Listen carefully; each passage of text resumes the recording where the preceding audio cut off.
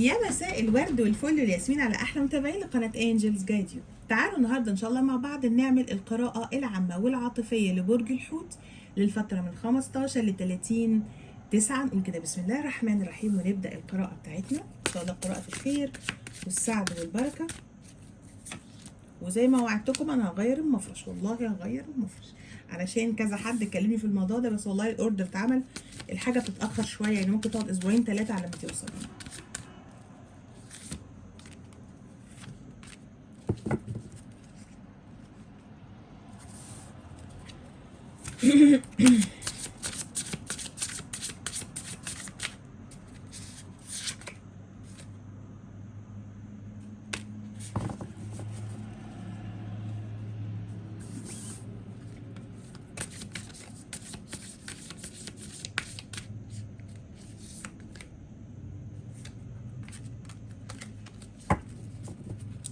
يلا بسم الله الرحمن الرحيم نبدأ القراءة بتاعتنا.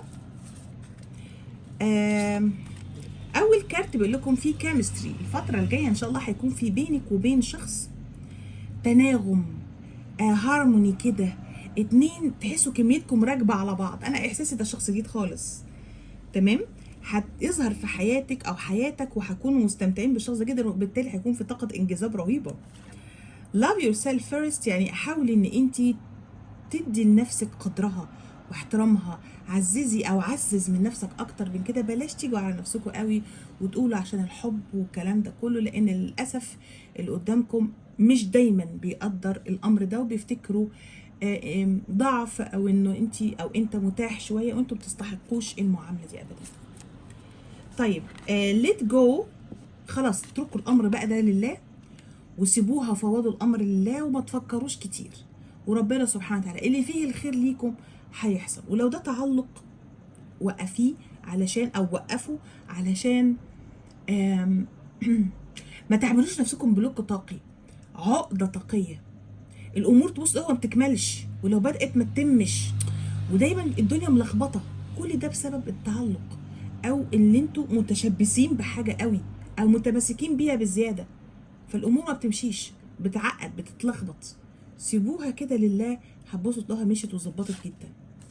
ياس، والكارت ده انا بعشقه لان ده ظهور الشمس والقمر او تجمعهم مع بعض، وده اجابه طبعا سؤال ما في بالكم بقى، وده لم شمل، تمام؟ في نفس الوقت يعني اتنين بيحبوا بعض هيتقابلوا لاول مره، وبالذات لو توائم شعله انتوا من العيار التقيل، او اتنين عاديين حتى بيحبوا بعض جدا بس انتوا فيكم حته روحانيه شويه، واضح ان هيكون في لم شمل.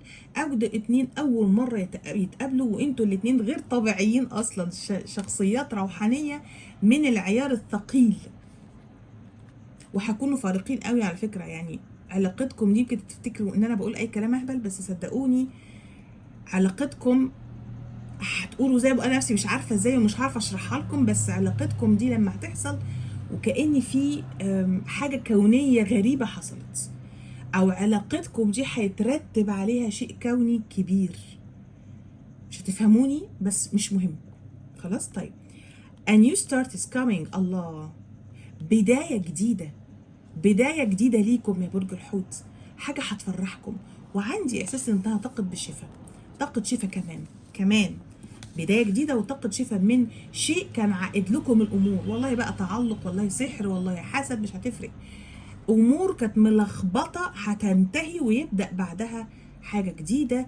انا شايفه ان انتم ما عندكوش، يعني مش مطمنين، مش هادين، حاسين بالقلق، حاسين بالتوتر، حاسين ان اللي الجايه خطوه الجايه انا قلقانه منها، انا خايفه منها. لكن لا، اهدوا وصلوا على النبي كده عليه الصلاه والسلام، وبارشاد رباني وبطريقه ما ربنا هيسخر لكم جنوده، هتلاقوا ان الدنيا نورت والطريق وضح، وبقيتوا عارفين الخطوه اللي جايه هتبقى ازاي. طيب تعالوا نشوف مع بعض الامور الماديه والعمليه. بسم الله الرحمن الرحيم. الامور الماديه والعمليه والصحيه ليكم يا برج الحوت.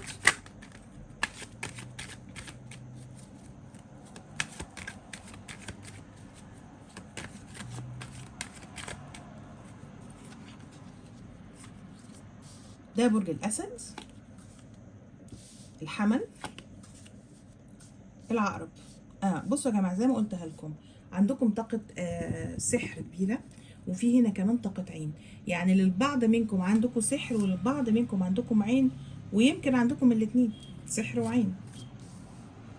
الحمل تاني، السرطان. طيب انا شايفة ان برج الحوت زعلان، هو بشدة وصعبان عليه جدا، واموركم احيانا بتحسوا ان فيها تعقيدات، والامور مش ماشية، والامور معقدة حبة، وبيقع عليكم ظلم على فكرة من ناس كتير حواليكم قريبين، ناس من العيلة او ناس من الاصحاب، وكمان في الشغل. يعني انا شايفة ان في عندكم لخبطة في حياتكم كبيرة جدا يا برج الحوت، ده بسبب سحر بصراحة للبعض منكم، وبسبب عين للبعض الاخر، عامله لكم دربكه في حياتكم، عامله لكم لخبطه في حياتكم، وقد يكون سحر تفريق. وبالتالي انا شايفه ان سحر التفريق ده للاسف نجح فعلا في زعله، ويمكن يكون في انفصال بينك وبين الشريك، سواء اذا كان زوج سواء اذا كان حبيب. شايفه لخبطه في حياه برج الحوت بشكل عام، بس ابشروا يا برج الحوت. نمره واحد، الامور الصحيه انا شايفاها كويسه، بس مش العادي بتاعكم، انتوا بتبقوا احسن من كده، وده بسبب الحاله النفسيه الصعبه جدا وتأثير السحر عليكم. وأكتر حاجة أنا شايفاها متأثرة الدماغ، في صداع دائم، شوشرة، تملي في دماغكم، عدم تركيز أحيانا، زغللة ممكن في العين، العظام وخاصة عظام الرجل والقدم تعبانة جدا. أحلامكم على فكرة الفترة دي أحلام غريبة وأحلام قوية، وفيها علامات ورموز انتوا مش عارفين تفسروها كفاية، أو مش قادرين تفهموها قوي، لان في تشويش عليكم. اوكي، لان معاكم يا خادم عين يا خادم سحر، في الحالتين في تشويش. تمام. على كل، اذا انتوا بداتوا التشافي في شفاء، في طاقه شفاء، في طاقه خروج من سحر، وطاقه انطلاق، وطاقه كشف، وان ربنا سبحانه وتعالى هيعرفكم كل حاجه، وهيساعدكم على الشفاء، وهيوجهكم للخير. اللخبطه والتشويش وعدم التركيز ده بسبب العين او بسبب السحر، وانتوا عارفين نفسكم يا برج الحوت نجمكم خفيف، فمحتاجين بس انتوا ترقوا نفسكم وتتشافوا، والدنيا ما بينكم ما شاء الله هتبقى زي الفل، او عندكم هتبقى زي الفل وتمام جدا جدا جدا، وهتنبسطوا قوي قوي قوي قوي، لان في مجموعه اخبار قويه وخطيره ومفاجاه حلوه جايه لكم. في حد بيظلمكم على فكره يا برج الحوت، حد بيظلمكم، شخص ممكن يكون مدير، او شخص ممكن يكون حد اعلى منكم بصراحه، او اكبر منكم سنا.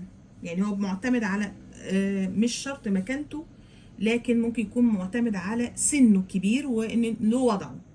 تمام. هذا الشخص ممكن يكون اب، ممكن يكون من العيله، ممكن يكون في الشغل. شايفه انه بيظلمكم شويه، بيجي عليكم حبتين، بيضغطكم قوي قوي قوي. لكن انا شايفه ان برج الحوت الفتره الجايه، وبالذات لما تتشافوا، هيبقى عندكم ثبات انفعالي عالي. كم المشاكل انا شايفه هيقل جدا جدا، لانها برضو معتمده عليكم شويه برج الحوت. انتوا كل ما تتعاملوا ببرود شويه مع الشخص اللي بيظلمكم، انا عارفه طبعا ان انا بقوله ده كلام ممكن يكون بالنسبه للبعض ازاي يعني، لا هو بمعنى ايه، التجاهل. مش كل كبيره وصغيره هنقف عليها، في حاجات محتاجه ان احنا نقف، ونقف وقفه جامده، وناخد حقنا. وعلى فكره يوم ما هتاخدوا حقكم هتنتصروا.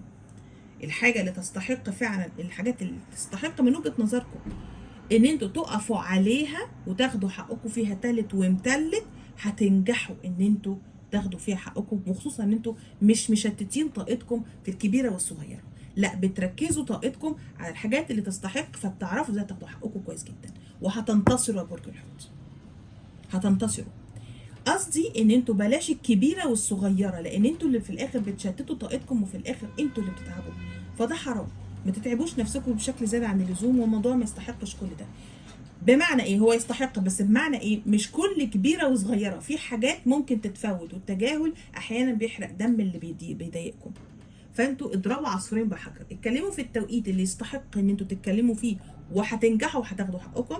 الحاجات الصغيره لما انتوا تفوتوها وتعدوها بتحرقوا دم اللي اذاكم، لانه حس انها ما فرقتش معاكم، وان مجهوده ده بقى في الارض. ده اللي انا عايزه اوصله لكم، يا رب يكون الكلام وصل. طيب دلوقتي انا شايفه يا برج الحوت، حتى بالرغم من ان انتوا هنا دي قراءه عامه، الا ان الجانب العاطفي واضح جدا، برضو في شيء عاطفي مزعلكم جدا من الشريك، وانتوا بتحاولوا ان انتوا تبانوا بشكل طبيعي، لكن انتوا من جواكم متألمين جدا وزعلانين وموجوعين. لكن ابشروا اكيد بالخير، لان في حاجه حلوه قوي هتحصل، هنبقى نتكلم عنها في الجانب العاطفي في وقتها. بشكل عام انا شايفه ليكم سفر يا برج الحوت، عدد مش قليل ابدا هيبدا رحله جديده فيها استمتاع كبير وشغل انتوا هتكونوا مستمتعين فيه. يعني واضح ان الشغل اللي انتوا، يعني مش رحله للفورفان بس، يعني في هنا رحله فورفان للبعض، بس للبعض الاخر يعني للمتعه والاستمتاع والانبساط. بس شايفه برضو مكان اخر انتوا هتسافروه للعمل، بس العمل اللي انتوا رايحين له بنجاح، رايحين له بسعاده، رايحين له بانبساط، رايحين تشتغلوا شغل انتوا بتحبوه، وممكن تكون ليكم اسمكم فيه، وممكن يكون الدول اللي انتوا رايحين لها هي اللي طلبت منكم ان انتوا تيجوا تشتغلوا معاها، لان انتوا ليكم مكانتكم، ليكم اسمكم. وعلى فكره الاسم ده هيسمع اكتر واكتر بسم الله تبارك الله، ونجاح كبير جدا جدا جدا. برضو شايفه ليكم نجاح تاني يا برج الحوت، وجايزه تكريم، هديه حلوه قوي هتاخدوها، في حاجه كده هتفرح قلب برج الحوت الفتره اللي جايه، ويمكن هتجيلكم في وقت انتوا تتفاجئوا بيه شويه، او يمكن هيذكر ان انتوا من الناس اللي هتكسبوا وانتوا ما كنتوش متوقعين ان انتوا في حد اخيرا هيقدر تعبي ومجهودي رغم اللخبطه اللي في حياتنا احنا كبرج الحوت. طيب برضو شايفه ان برج الحوت الفتره اللي جايه دي هيبتدي يتمالك نفسه جدا، التشتيت وعدم التركيز هيبتدي يتصلح بغض النظر تشافته او لا. في اراده قويه جدا عند برج الحوت، مزهقان من التشتيت او اللخبطه اللي انتم فيها، وشايفه ان انتم عايزين تخرجوا منها، وبالفعل هتنجحوا في ذلك بدرجه كبيره تتعدى ال60 لل70%. هتقدروا تكونوا اكتر تركيز، اكتر هدوء، ثبات انفعالي عالي جدا، حكمه كبيره، كلامكم ولسانكم بينطق بالكلام اللي فيه الخير والصالح ليكم. فترة هتكون فيها أكتر حكمة، ذكاء، خبرة، حنكة في التعامل، ودي حاجة هايلة، ودي حاجة هتخليكم تنتصروا وتكسبوا وتغلبوا وتعلوا فوق الناس اللي بيأذوكم. في حاجة برضه مهمة، اللي عندهم اللي بيدور على مصدر للدخل، في عندكم مش مصدر واحد، انتوا في عندكم مصدرين للدخل، الاتنين هيكون فيهم خير كبير ليكم جدا، وهيساعدكم ان انتوا يا برج الحوت تقفوا على رجليكم، ويكون في عندكم توازن عالي جدا جدا في الماديات. بس حاولوا بقى والنبي الله يبارك له، انا شايفه حاجه يا برج الحوت، شايفه ان اللي بيجي لكم باليمين بيروح بالشمال، يعني مش مستمتعين قوي بمادياتكم، مش عارفين تحوشوا فلوس، ده لان في حته اسراف شويتين. حاولوا بس انتوا تعملوا تربطوا الحزام شويه، بلاش تربطوا الحزام، حطوا فلوسكم في الحاجه اللي تستحق، بلاش تشتروا عمال على بطال، لان انا ملاحظه ان التزاماتكم كتير شويه، وممكن يكون كمان في حاجه بتصرفوا فيها بزياده. حاولوا بس ان انتوا تعملوا توازن مره تانية في موضوع مادياتكم، علشان الامور بينكم او الامور عندكم ترجع تاني تستقر ماديا. انتوا بسم الله ما شاء الله على فكره عندكم استقرار مادي كبير قادم. تمام. طيب يلا نشوف الامور العاطفيه، وان شاء الله هتكون امور حلوه، رغم ان كان فيه لخبطه كبيره وبلوكات وزعل وانفصالات وبتاع، بس انا شايفه فيه مجموعه اخبار حلوه كده ان شاء الله هتخلي برج الحوت مبسوط. يلا بسم الله الرحمن الرحيم.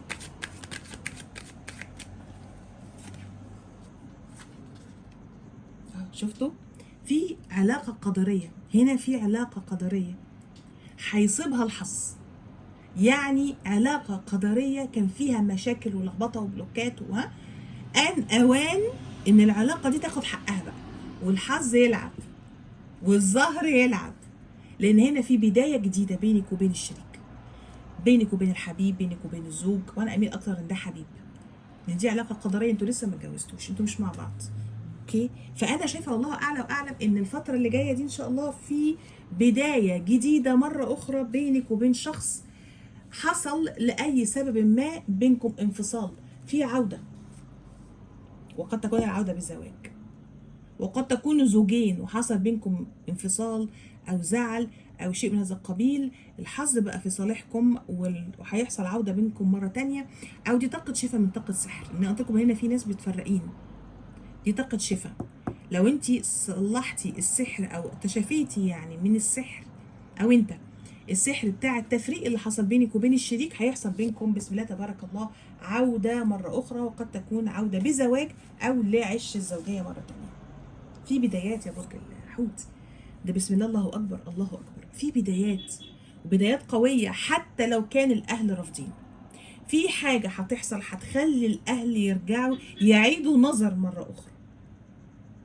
يعني حتى لو في رفض من الأهل أبشروا إن الأهل دول لا هيعيدوا النظر مرة أخرى، لأن في بداية تانية يا برج الحوت.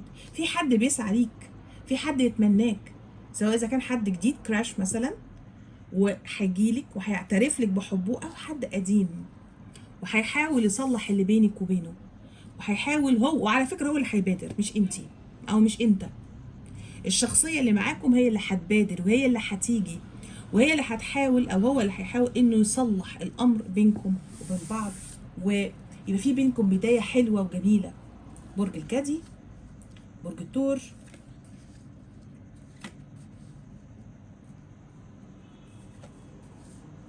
وبرج الحوت. السر هيتكشف يا برج الحوت، في سر هيتكشف لكم، في امر هتعرفوه هتكشفوه، والامر ده لما هتعرفوه على فكرة مش هيكون بشيء وحش. يعني في سر او امر لو اتكشف او اتعرف هيكون بشيء في صالحكم، بشيء في صالحكم مش بشيء وحش ابدا. طيب بصوا بقى، انا هنا شايفه في اتنين وكانهم خلقوا لبعض، لان انا عندي هنا الكينج والكوين اوف بنتكلز. انتم الاتنين زوجين، وانتم الاتنين بتحبوا بعض، وانتم الاتنين مكانه محترمه. الزوج بسم الله تبارك الله اكبر مكانه ومال، مال ومكان. الشخص ده شويه انت بتعاني معاه، بتعاني معاه.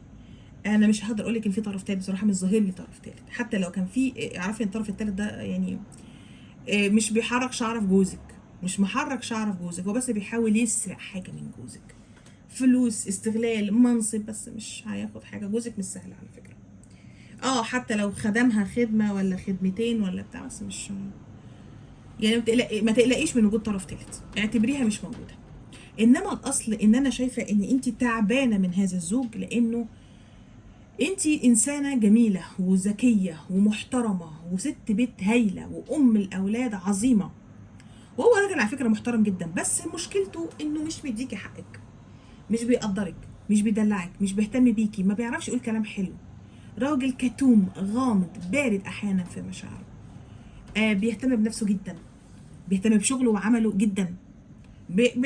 الحسنه الوحيده يمكن انه مريحكم ماديا، ولو اني ساعات بحس برضو للبعض منكم انه لا حريص في الماده، مش يعني هو يدلع نفسه قوي والشكل العام بتاعه فظيع، لكن عليكي انت وعلى البيت وعلى الاولاد بيدي على القد جدا، لان هو حريص شويه، مش عايزه اقول بخيل بس شويه حريص. تمام. انت او انت تعبت من العلاقه دي وزهقتوا منها ومش قادرين تكملوا فيها. شايفه ساعات كده ان في حد بياخد من الزوج مبلغ عشان تعرف تعيش، عشان تعرف تعيش. تمام، من وراه، يعني المبلغ ده من وراه عشان تعرف تعيش. فما تزعليش وما تندميش. يعني ده شيء انا مش عايزه ادخل في الدين، بس في قصه انا مش عارفه مدى مصداقيتها، بس يعني يقال ان كان في حد، انا مش قادره افتكر دلوقتي هو مين، كان بخيل جدا، وزوجته كانت بتاخد فلوس من وراه عشان تعرف تعيش هي اولادها. فلما سالت سيدنا رسول الله صلى الله عليه وسلم عن ذلك، قال لها يعني انه من حق، يعني مش حرام، مش سرقه، يعني مش سرقه. خلاص، انا مش عايزه افتي ومش ماليش مش بفسر، والقصه قد تكون غلط، بس ده اللي وصلني.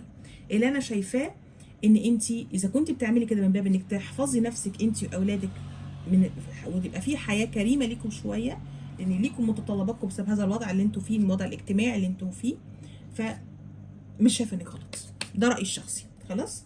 طيب انتي زهقانه وقرفانه ومش عايزه تكملي بصراحه في المعيشه دي، لكن مجبره انك تعيشي فيها عشان الماديات او عشان البيت او الحياه او الزواج. مش قادره اقول ان الزوج هيتصلح او يتحسن، بس بقول لك البوينت. يمكن انت ظهرتي لي بس عشان اقول لك ان اللي انت بتعمليه ده مش غلط، ان انت تسحبي بعض الاموال من الزوج بدون علمه عشان تعرفي تعيشي انت واولادك. عايزه اشوف بس هل في استمراريه للوضع الصعب اللي انت فيه ده ولا له اخر؟ لا، له اخر. له اخر. ده برج الدلو وده برج الميزان. من الاخر بايا كانت الطريقه اللي انت هتعمليها، انت هتوصلي لحلمك. حلمك بقى ان هو يتصلح هيتصلح، حلمك ان انت تفرقيه هتفرقيه، لكن حملان هم الماديات مش هيحصل. ان الماديات عندك هتكون حلوه جدا وعاليه وبزياده لدرجه انك هتطلعي لله، وانت فعلا انسانه متصدقه، ومشكلتك دي هتتحل باذن الله ومش هتستمري في هذا الالم كثيرا. طيب، في حد بيراقبكم يا برج الحوت. في شخص بيراقبكم، ممكن يكون طور، ممكن، وممكن يكون برج ترابي عموما، طور، جدي، عذراء، وممكن اي برج يعني، بس انا بقول على وجه الخصوص كان طور. مراقبك جدا او مراقباك جدا، تمام، وعينهم عليكم قوي، وعايزين يكون في بينكم تعامل مرة تانية او حب مرة تانية او حتى كلام مرة تانية، تمام. يعني هنا في شخص بيراقبك، وعلى فكره ممكن يكون بيراقبك من فيك اكاونت او من يعني من حساب سري، حساب سري باسم حد تاني او باسم واحده مثلا او باسم واحد على حسب يعني، علشان يعرف عنكم بعض المعلومات، بس مش عارف يوصل لمعلومات قوي برضه يعني. انتوا مطلعين عينيهم بصراحه، مطلعين عينيهم. وهنا في شخص نفسه يجي يصالحك، نفسه يجي يصالحك. ممكن يكون شخص ناري، قوس اسد حمل، وهيموت ويجي يكلمك، بس حاسس ان انت واقفه له لو جه هتطيري رقبته، يعني فاهمين؟ لو جه هتطيري رقبته حرفيا. مش عارف يعمل معاكي ايه، بس هو مضطر انه يفضل صابر الى ان يحين الوقت المناسب. هو بيراقبك على فكره جدا، وعينه منك، وعايز يكون في بينك وبينه تواصل، بس خايف، بس خايف منك. شكله عكاها قوي، شكله عكاها قوي قوي قوي. طيب تعالوا نشوف مع بعض من القادم في طريقكم يا برج الحوت.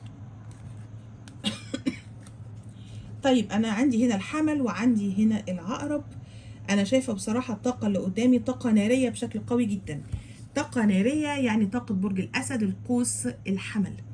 الشخص ده يا جماعه شكلا يعني ساحر جميل جدا. اديله من 9 ل 10 من 10 يعني، تمام. امكانيات ماديه عاليه قوي قوي قوي. الراجل ده مليونير على فكره يعني، تمام. امكانيات اجتماعيه محترمه جدا، يا هو شخصيا يا اهله من عيله كبيره جدا وتقال قوي في البلد، ويمكن مناصب كمان. طيب الشخص ده شخص ذكي جدا وطموح ودماغه حلوه قوي، وشخص متميز وناجح جدا جدا في اي مجال هو بيدخله. ساعات بحس ان هو بيحب يلعب لعبه معينه رياضيه، يعني لعبه رياضيه معينه، او بيروح جيم وبيشيل اثقال بصراحه. لان انا شايفه ان هو صدره عريض، عنده عضلات، مش كمال اجسام بس، حد يعني لا يعني جسمه قوي، حد بيلعب، حد بيشيل حديد. فاهمين الفكره؟ شخصيه ذكيه طموحه عمليه، روحاني شويه، على قد جماله وذكائه، بس شخصيه حكيمه جدا ومش مغرور على فكره. بس هو شخص حكيم، واثق في نفسه جدا، ذكي، خبير في مجالات كتير. شخص يعتمد عليه قوي. تحسوا ان هو انسان محترم على قدر من الالتزام، بلاش اقول تدين، بس ملتزم. مالوش في الرومانسيات قوي عشان مبقاش كذابه بصراحه.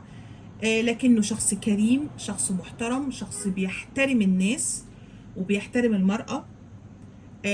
ولاؤه لأهله جدا على فكرة، يحب أهله بشكل زيادة شوية، بس مش هيبقى عليكي، لأنه أنا شايفة إن هو كمان هيحبك جدا، بس يعني أهله نمرة واحد من الآخر. يعني هي ممكن تكون بالنسبة لكم عيب، بس أنا بالنسبة لي اللي ملوش خير في أهله ملوش خير في حد، وخاصة هو شخص حقاني وبيمشي بدماغه. يعني أهله مش هيغيروه من ناحيتك، دي نقطة. النقطة التانية إن لو في حد ظلمك هو هيجيب لك حقك، فده قصدي. فإذا هو بس بيحترم أهله جدا وعنده مقدرين، لكن هو شخص فير قوي، شخص عادل، وشخص بيمشي بدماغه، فما تخافش منه.